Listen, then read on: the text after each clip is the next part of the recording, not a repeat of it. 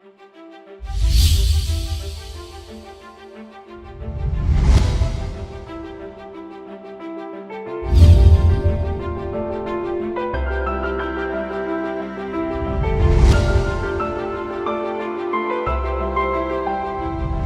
noches, muy buenas noches, bienvenidos y bienvenidas. Aunque esto de buenos y buenas noches, buenos días, buenas tardes, es casi un decir cómo anda el mundo, es casi para citar aquella legendaria canción de los Guaraguaos, ¿qué pasa en el mundo y en la humanidad?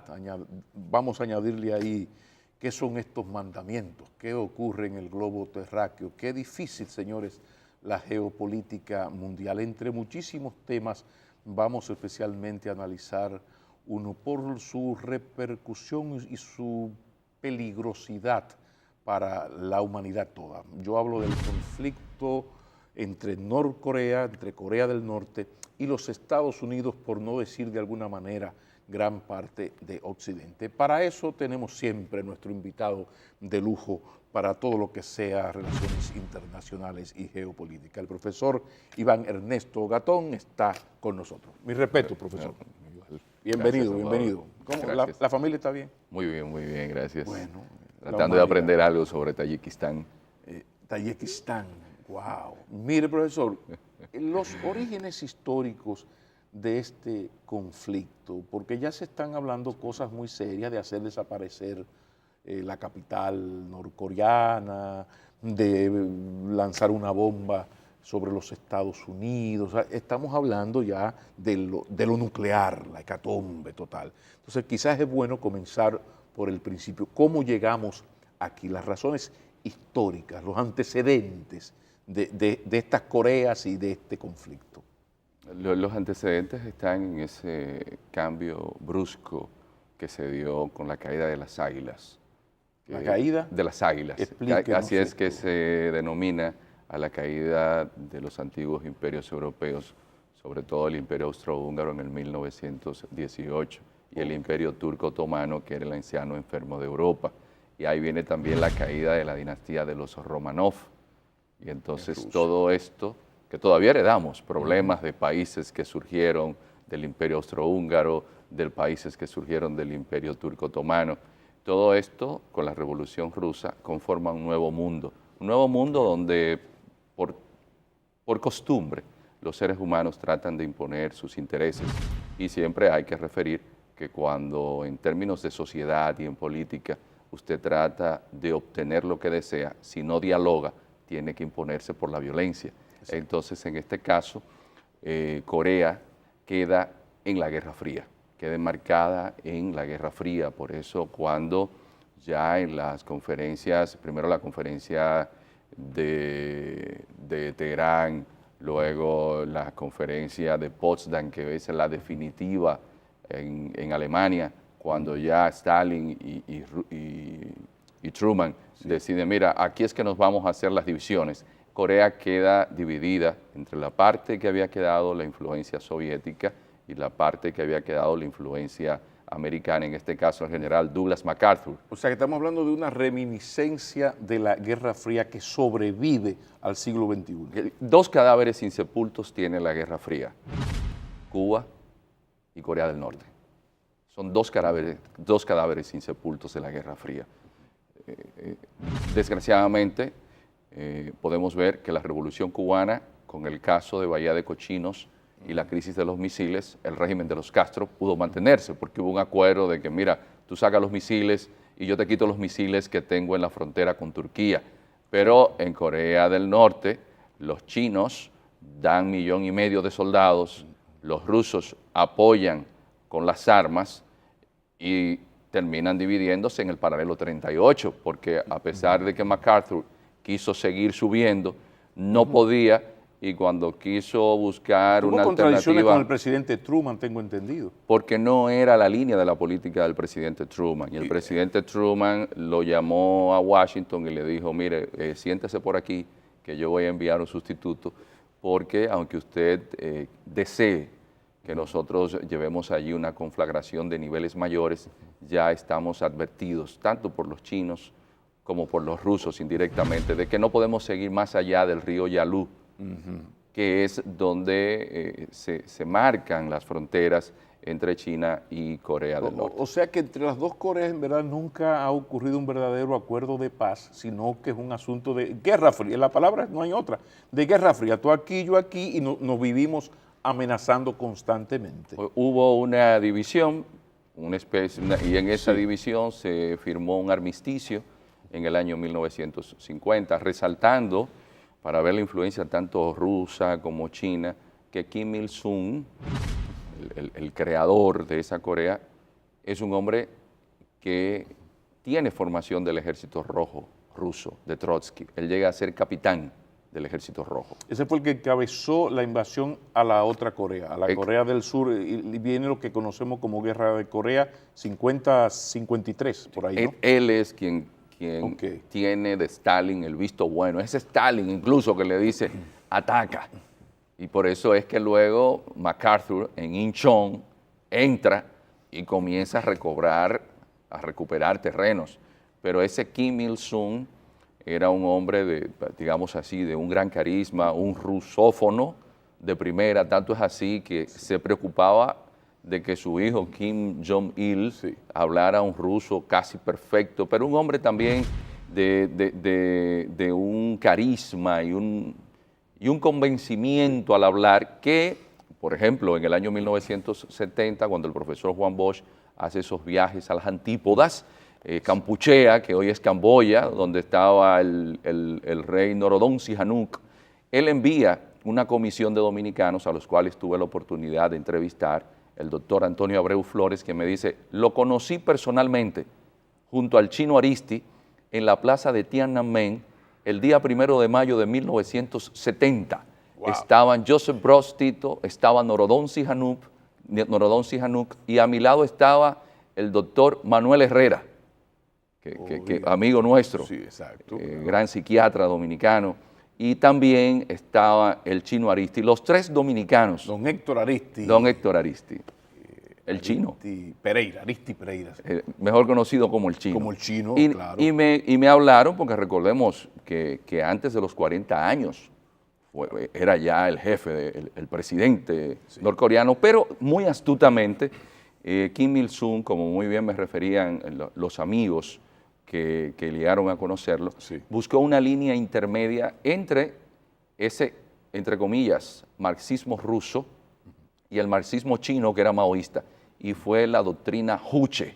Es decir, Kim Il-sung, por ser Corea un pueblo de los pocos de esa zona del mundo que es homogéneo étnicamente hablando, cuyo génesis está en la Siberia, él buscó una doctrina Juche, mediante la cual ese socialismo se viese representado por un Estado de corte nacionalista y con unas tendencias autárquicas. Entonces tenemos que seguir hablando de eso porque llama la atención algo.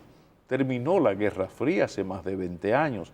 Los norteamericanos y rusos de alguna manera se han entendido con sus problemas e incluso ahora hay una especie de luna de miel entre ambos presidentes, ruso y norteamericanos. Sin embargo, para no hablar lo mismo de los chinos, que desde Nixon las cosas han ido mejorando, gracias, entre otras cosas, al autor del libro con el que viniste hoy a la entrevista, el señor Kissinger. Sin embargo, a pesar de estos avances, quedó esa misma, el término es el mismo, esa guerra fría vivita y coleando en la Gran Corea. Vamos a la pausa y vamos entonces a hablar de este tema y sobre todo, ¿con qué cuenta?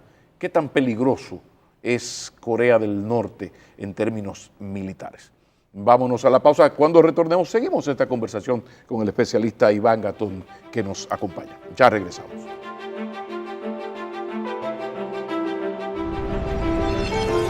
Hay que ver Corea del Norte como uno de los países que junto a Vietnam recibieron los bombardeos más horripilantes que podamos imaginarnos. En Corea del Norte prácticamente no quedó nada.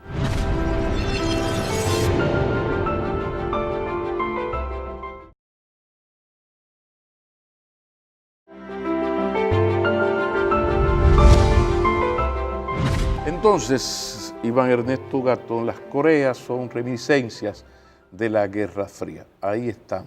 Hablemos de Corea del Norte por ese enfrentamiento con el presidente Trump, con los Estados Unidos, en cuanto a su poderío militar. ¿Con qué cuenta? ¿Cómo es Corea del Norte en términos militares? ¿Con qué cuenta? ¿Qué tan peligroso es ese país? Corea del Norte nunca podría vencer a Estados Unidos. Los adelantos técnicos, científicos en el ámbito militar que tiene Estados Unidos pero capacidad no podrían vencer. Cuando hay armas nucleares no se puede hablar de vencer. Capacidad de dañar, vamos a darlo de ese tamaño. Lo que sí Corea del Norte puede llevar es a la destrucción masiva asegurada, porque el hecho de poseer armas nucleares implicaría una radiación atómica en toda la zona, que estamos hablando que una de las principales economías del planeta sigue siendo Corea del Sur, no solamente por Kia, no solamente por Hyundai, no solamente por ser uno de los grandes fabricantes de barcos del planeta, no solamente por ser Samsung, sino porque existe... Ya no sigas, ya con esa estrella.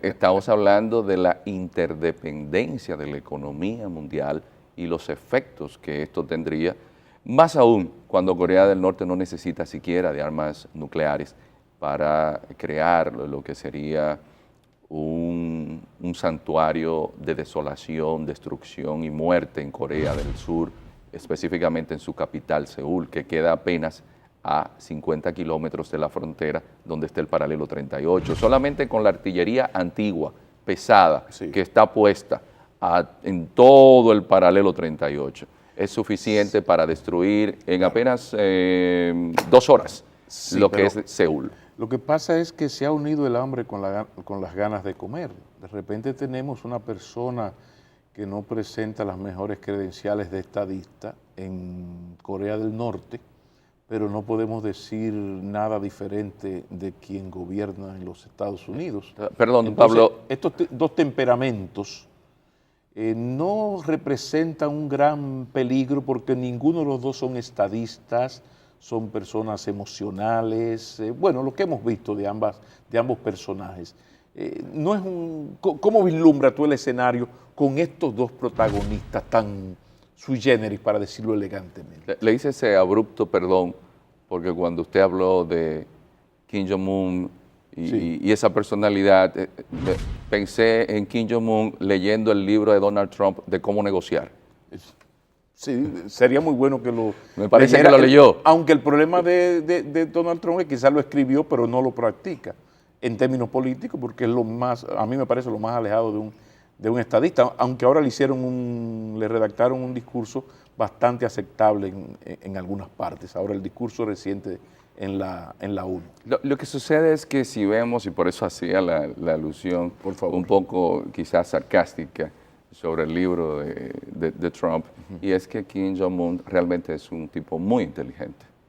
Ha puesto al mundo en ascuas, ha sabido cómo imponerse, decir, miren, yo estoy aquí, ustedes están tratando de ponerme todas las sanciones, pero yo sé que si no doy duro en la mesa, que si no tomo esta actitud y le demuestro que realmente yo tengo la capacidad de crear en todo el mundo un caos nunca imaginable, tanto es así que ya se está hablando de que un rabino judío en las cábalas había predicho que esto iba a suceder, es decir, que ya estamos hasta en cábalas. El hombre ha sabido cómo llegar en el planeta y decir, miren, yo soy una figura importante, mi país ha sufrido sanciones, nosotros tratamos de acercarnos a Occidente, incluso teníamos fábricas comunes con Corea del Sur, teníamos exportaciones de textiles, las cuales ustedes en la última resolución de Naciones Unidas nos prohibieron exportar textiles. Nosotros estábamos teniendo, tenemos en la actualidad 90,000 norcoreanos trabajando en el extranjero que ingresan divisas a nuestro país. Nosotros estamos con los chinos teniendo un excelente intercambio comercial, pero ahora ustedes quieren prohibirnos incluso que nos vendan petróleo. No, pues yo aquí no tengo más alternativa. Es como alguien que usted acorrala y cuando usted lo acorraló, dice, no, mira, Yo aquí no tengo más opciones y esto es lo que la gente tiene que ver. La formación de Kim Jong-un, un hombre formado en Berna, en Suiza, que se educó entre alemán y francés. Un muchacho de una formación de Occidente, de primera línea, que quitan a su hermano Kim Jong-nam, que había sido jefe de Estado mientras su padre era primer ministro, demuestra que el muchacho tiene la capacidad, del momento en el cual está viviendo Corea del Norte, aunque a nosotros no nos simpatice Corea del Norte, escuchar al jefe negociador de Estados Unidos decir, no es el tonto que quieren pintar. Él está representando en estos momentos una línea de acción que hace cohesionar más su pueblo a lo interno en contra de enemigos externos. Muy bien, pero al mismo tiempo es un personaje que ha llevado al mundo a la crisis de los misiles. O sea, ha retornado el mundo al año 61, la crisis de los cohetes rusos, en el sentido de que ha habido más de una provocación. Ni siquiera Trump había hablado de uso de armas nucleares, y eso es mucho decir. Entonces, de repente este señor, en un mundo de geopolítica, de diplomacia, de presión, de repente este señor habla ya del tema hecatombe, porque cuando se habla de lo nuclear ya son palabras mayores. Este no es ni siquiera el problema sirio-palestino, que es mucho decir. Esto es peor que Alepo, que el tema sirio, Estado Islámico, porque este señor ha metido en la discusión el aspecto nuclear, y fíjate por dónde va la discusión. Ya la reacción de Trump es que desaparecemos la capital. Entonces, este señor, aún sea defendiendo los intereses de su gobierno, ¿no? Hay que decir que, repito, ha llevado al mundo a una situación de un peligro inesperado, porque como el tema nuclear marca mucho, profesor. Lo que pasa es que hay que ver Corea del Norte como uno de los países que junto a Vietnam recibieron los bombardeos más horripilantes que podamos imaginarnos. En Corea del Norte prácticamente no quedó nada. Pero recuerda que hubo una invasión de Corea del Norte a Corea del Sur. Sí, entonces hubo una guerra de dos imperios con las Coreas como pantalla. Sí, porque fue en verdad, ahí la guerra en verdad fue, ya tú lo explicaste muy bien, era un asunto del hijito de Stalin y el señor de MacArthur, Truman, ¿no? Entonces fue un asunto, un poco lo de Cuba, que era Cuba, pero en verdad el problema era con los rusos en el 61. El asunto es cómo todo esto se queda en esa memoria histórica, cómo esos gobiernos manipulan toda esa información, donde ya hay antecedentes de guerra, donde hubo divisiones de familia. Todo esto se maneja muy bien psicológicamente, y usted tiene un régimen en sociedades que siempre han tendido a deificar a sus gobernantes, y en Corea del Norte la cosmovisión es muy distinta a la nuestra. Usted tiene un estado militar donde casi 7 millones de personas están enrolados en las filas, gente que cree ciegamente en el líder supremo. Es más, en Corea del Norte el año se cuenta... Hay 7 millones de personas con formación militar en las reservas, se puede decir. Activos, es decir, tiene uno de alguna manera activos, o sea, están dispuestos ahí. Mujeres, los niños llegan a la escuela un lunes y se los devuelven a los padres el fin de semana. La formación es de un lavado de cerebro, es un régimen ermitaño. Es decir, todo lo que nosotros podamos ver es distinto a lo que ellos sienten. Pero ellos al mismo sienten tiempo, que su ellos pueblo... representan todo lo que no aspiramos los occidentales. Porque el mundo de ellos... En los mundos asiáticos, por ejemplo, y más un mundo como el coreano, uno se acerca, pero uno no logra comprenderlo del todo, porque son formas de pensar muy distintas a Occidente. No, se puede respetar la forma de pensar. Ahora, ellos lo que cuentas es justo por lo que se trabaja aquí, en todo lo contrario. O sea, aquí nadie quisiera vivir en un régimen con esas características. No. Eso es lo que en Occidente creemos superado y que queremos ir mejorando. Para ellos, ese régimen lo es todo. Para ellos, su razón de ser es ese régimen. Hay un nivel de cohesión, señores. No. Es que esa forma de pensar de ese mundo, aunque ponga en amenaza, en jaque al planeta, por eso hay que ver a gente como Kissinger. Y Kissinger plantea, miren, no en todos los sitios se puede imponer la democracia y la forma de visión de Occidente. E incluso hay que tener cuidado con lo que se conoce como esferas de influencia. Por eso en China, y de ahí la observación que siempre hemos hecho, hay que hablar con los, por eso en Corea, perdón, hay que hablar con los chinos. La única forma de lograr que el régimen, y ya lo decía Vladimir Putin recientemente, miren, yo no puedo forzarlos a ellos quitándole el suministro de combustible. Vamos a hacer una pausa porque me parece un tema demasiado importante para fastidiarlo en pocos segundos. Vámonos a la pausa y desarrollamos esa necesidad que tiene Occidente de conversar con Putin, con los rusos, como gran mediador para un entendimiento con esta terrible Corea del Norte. Iván Gatón seguirá con nosotros después de la pausa.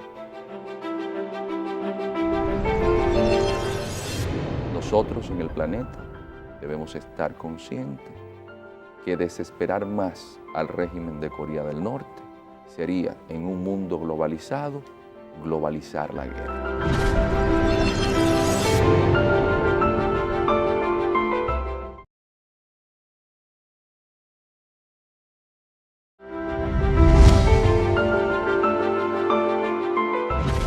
Continuamos, nos quedamos, profesor, en la posibilidad de una mediación china que podía involucrar también a Rusia, pero sobre todo la relación histórica entre China, Corea del Norte, la posibilidad de esa mediación, porque el escenario no puede ser, usted estará de acuerdo conmigo, el escenario no puede ser más grave. Hábleme de esa posibilidad, si eso se está trabajando. Es que ambos países, tanto China como Rusia, han estado en el Consejo de Seguridad hablando de que solamente el diálogo puede hacer posible que se pueda encontrar una salida, sobre todo porque para los rusos y para los chinos fue quizás una sorpresa que el régimen de Corea del Norte pudiera desarrollar armas nucleares a espaldas de ellos. Algo que no era conveniente porque al ser Corea del Norte un estado tapón, es decir, ese estado... Deténgase ahí, animal feroz. Estado tapón, ¿qué usted quiere decir cuando me habla de un estado tapón, profesor? Los estados funcionan como si fuesen seres vivos y los imperios más aún. Entonces, la doctrina geopolítica se llama estado tapón o buffer state, cuando un imperio, para no tener a otro imperio en sus fronteras, se crea un país que le sirva como de colchón. Es decir, para tú llegar donde mí, primero tú tienes que pasar por Corea. Ahora, si yo dejaba que MacArthur siguiera subiendo y llega al río Yalu, pues yo tengo a los americanos ahí en mi frontera. O un ejemplo un ejemplo, por ejemplo, Kissinger criticaba que a Ucrania le permitieran el desastre de alejarse de Rusia porque él decía, pero es que Ucrania es esfera de influencia rusa y ahora la OTAN, que tiene como aliado a Ucrania, ya Rusia no tiene estado tapón, ya tiene Rusia la OTAN ahí mismo en la frontera. Eso es el estado tapón. Porque nosotros estamos viendo el mundo en términos ideológicos. Los imperios los ven en términos de fuerza, en términos de recursos. Y en el caso de los chinos, con este estado tapón, los rusos que hacen frontera también con Corea del Norte, dicen, pero nosotros somos los que tenemos influencias tradicionales en este espacio. ¿Cómo vamos a dejar a un hijo nuestro que tenga un arma nuclear? Pero es que la administración Bush no quiso negociar con Corea del Norte en un momento en el cual hasta Corea del Sur le estaba regalando alimentos, habían acordado ayudar porque hubo una hambruna que murieron miles de personas. Entonces, al no ayudar e incluirlo en el eje del mal, Irak, Siria, Irak, Irán y Corea del Norte, los norcoreanos dijeron, o nos adelantamos teniendo un arma nuclear, un seguro de vida, de alguna manera. Un seguro de vida, o nos van a desaparecer. Entonces, ¿qué hacen tanto rusos como chinos? Dicen, miren, hay que negociar con el régimen. Yo voy a hablar con el régimen. se habla con el régimen, pero el régimen entonces hace unas demostraciones con unos misiles y Pekín dice, no, espérate, a mí me están solicitando que te aplique sanciones. Rusia dice lo mismo, pero dice Putin, pero esas sanciones no pueden incluir que no se te dé abastecimiento de petróleo, porque esto sería afectar los hospitales, esto sería... La marcha de la economía, nada más. Esto sería hacer colapsar un país donde hace frío, que se necesita mucho gas y se necesita petróleo. Claro. Entonces, lo pusieron como de castigo. Ya tienen menos ingresos, y dicen los chinos y los rusos, con esto creemos que es suficiente. Ya esta última demostración que ellos hicieron,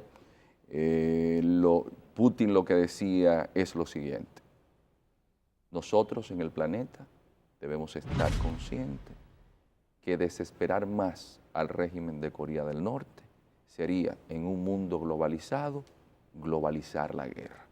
Es decir, una lógica de un hombre que viene de los servicios de inteligencia, que sabe muy bien que Corea del Norte tiene misiles que pueden llegar a Guam y destruir las bases militares americanas que están allí, o no simplemente la destrucción en términos militares de la base militar de Guam, sino lo que implica Japón, porque Corea del Norte es enemigo ancestral de Japón, que lo invadió, histórico, y como las mujeres coreanas son en términos estéticos las Gina Lollobridas, las Marilyn Monroe del Asia, las usaban como prostitutas.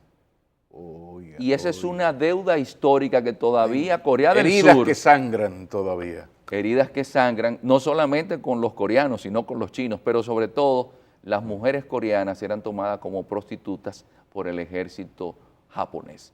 Y todo esto se mezcla, y usted dice, pero no es solamente Corea, aquí también se va a Japón.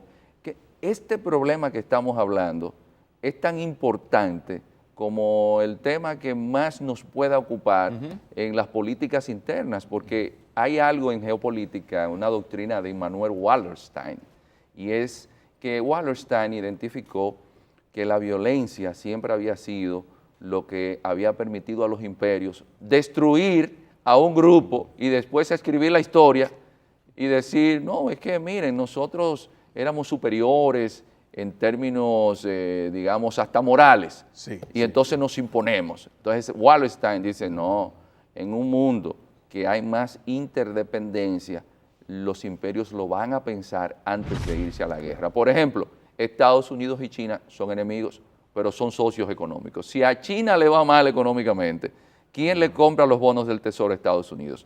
Pero si a Estados Unidos no le compran los bonos del Tesoro, ¿quién le compra a los chinos los productos que producen? Y eso ha sido positivo para la estabilidad mundial, porque ha alejado la conflagración, la guerra, las amenazas. Entonces hay una enemistad bien llevada. Ahora, más de uno se habrá preguntado, fíjate que ya hasta Vietnam, incluso el Vietnam actual, tiene una muy buena relación con el presidente Trump. Se caen muy bien ambos presidentes, hay una buena relación. Para no hablar ya el episodio chino está más o menos resuelto, los rusos, Vietnam ya lo mencioné, de repente queda Corea del Norte. ¿Por qué sigue siendo una reminiscencia de la Guerra Fría y de la peor manera Corea del Norte si el mundo ha avanzado tanto en esa relativa pacificación posguerra fría? Increíblemente, cuando Stalin le da el visto bueno a Kim Il-sung para que ataque a Corea del Sur, era que en ese momento existía la doctrina de la contención. Y como los americanos habían llegado a Indochina y vía Vietnam, ya estaban cercando a los chinos, porque los chinos hacen frontera con Vietnam. Entonces nosotros estamos viendo que Vietnam, que ha sido ancestralmente enemigo de los chinos, entonces se convierten en amigos de los chinos para vencer a los americanos que habían sustituido a los franceses, que habían sido vencidos en Dien Bien Phu, donde estaba Ahmed Bin Bella, donde estaba Bokassa y donde decía el tío Ho Chi Minh. ¿Y qué hacen estos africanos del norte y estos morenos por aquí peleando con los franceses en la Legión Francesa? Bueno, este punto de inflexión nos indica cómo los enemigos se convierten en amigos y luego usted encuentra que al cambiar la geopolítica, Sí. el enemigo por las islas que están en la zona del Pacífico, en el mar de China, vienen a ser los chinos y los vietnamitas. Entonces Vietnam no le queda más opción. Y oiga, ¿quién es que lo dice? El general Giap. El general Giap, el gran estratega, dice, los americanos son los que tienen que defendernos a nosotros de los chinos, porque los chinos son el imperio en ascensión. Incluso se habla de Tucídides para referir que Tucídides había hablado de cuando había un imperio en ascensión, en ascenso, venía el otro que estaba detrás tratando de comerse a ese. Entonces, lo que dice Giap es, los chinos nos van a comer a nosotros. Excelente. Vámonos a buscar a los americanos. Excelente explicación de por qué todavía entonces quedó esa reminiscencia de la Guerra Fría. Nos queda poco tiempo en el último segmento. Yo lo que quiero, por favor, profesor Iván Ernesto Igatón, es que analicemos todo lo conversado hasta ahora, el conflicto actual, Norcorea, Estados Unidos, y los intereses de América Latina y de la República Dominicana. Ya regresamos para el último segmento.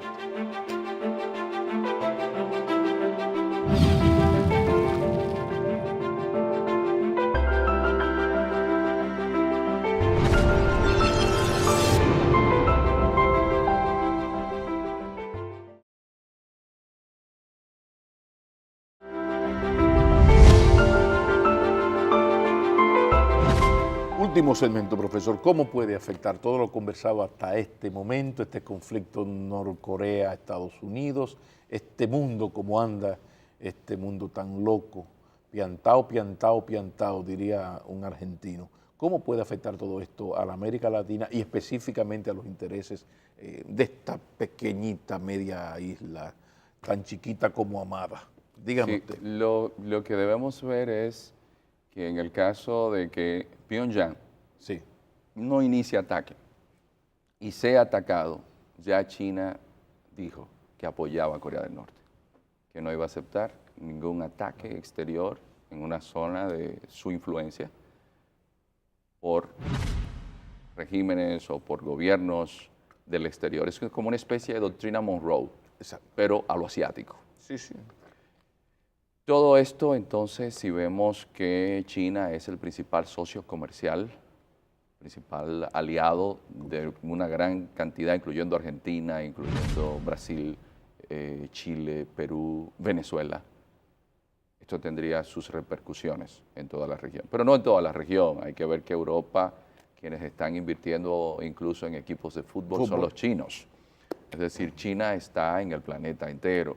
Y con relación a América Latina, evidentemente esto va a tener un mayor efecto en una economía que, como refiere la CEPAL, no en todos nuestros países va a estar creciendo, con el resentimiento que tenemos en la zona por la caída abrupta de los commodities, que siempre América Latina ha tenido ese problema. Cuando hay bonanza, cuando se venden las materias primas, pero cuando esas materias primas caen los precios, se deprimen.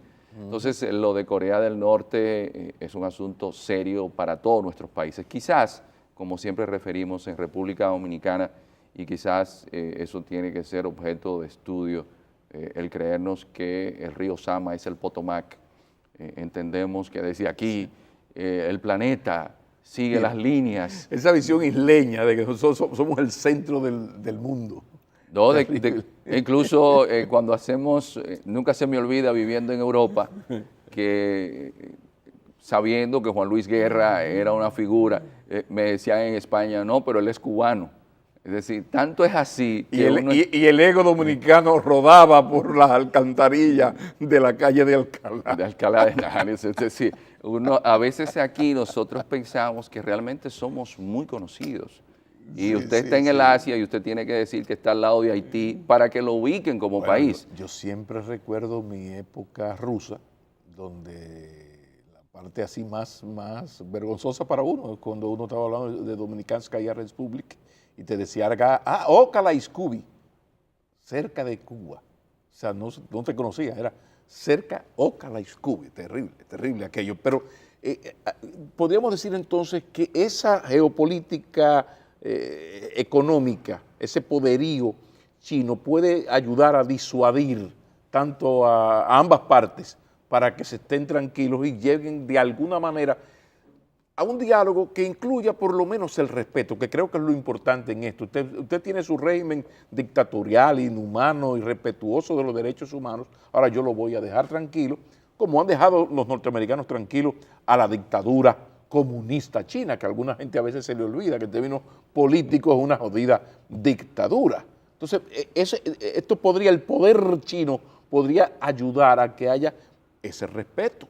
No solamente el poder chino, sino gente como Mattis, que es el ministro de Defensa, que le dicen el monje, que fue un general del ejército americano. Y Mattis se refería de que evidentemente ya el momento de haberle puesto coto a Corea del Norte pasó, porque había que aprovechar cuando no tenía armas atómicas. Entonces hay gente que tiene la suficiente sensatez para comprender que hay regímenes que ya usted no tiene vuelta atrás. Es el caso de Irán. Usted permitió que se creara una teocracia de ayatolás con PhDs en física y en química y en matemática, y que va a ser difícil que usted los baje de ahí. Entonces el mundo globalizado es un mundo que indica que en la globalidad tiene que existir la multiculturalidad. Y el respeto, y el respeto a las diferencias. Y esas diferencias se dan por la religión, esas diferencias se están marcadas por los traumas de guerras, de acontecimientos históricos, y eso es lo que Estados Unidos, en esa visión de destino manifiesto, que entiende que todo el mundo quiere ser americano. Entonces no es así.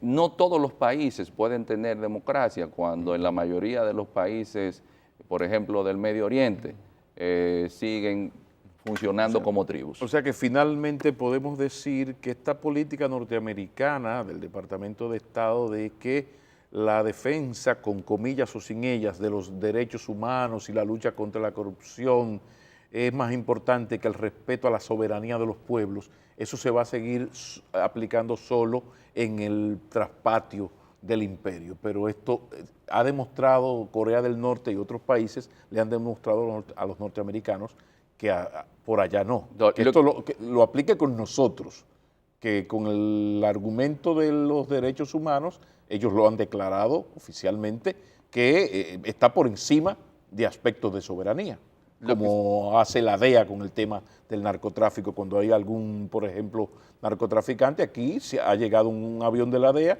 se ha estacionado en el aeropuerto de La Romana, ha entrado a una villa, ha sacado un ciudadano extranjero, lo ha subido en su avión, se lo ha llevado y la Procuraduría de la República ni se entera, aquí en este país. Entonces, eso se va a quedar para el patio de los norteamericanos, no para Irán y específicamente Corea del Norte. Lo que sucede es que la forma en que las sociedades asiáticas funcionan es colectiva. Hablar de derechos humanos en las sociedades asiáticas no es igual que hablar de derechos humanos en Occidente. En Occidente tenemos sociedades individualistas.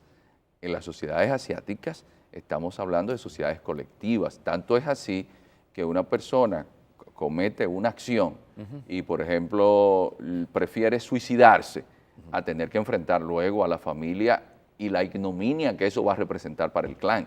Usted ve, profesor, me gusta bien esto de que terminan nuestras entrevistas con el deseo de hacer otra más, porque estamos terminando la entrevista fusilando un tema que da para un importante próximo programa. Muchísimas gracias. No, gracias a usted, don Pablo. Las gracias a ustedes que un sábado más nos han acompañado. Ya saben que inmediatamente ahora, cuando terminemos el programa, ya esta entrevista está a su disposición en nuestro canal de YouTube, Makini en TV. Muy buenas noches, sean felices, si es en familia, mucho mejor, mucho mejor.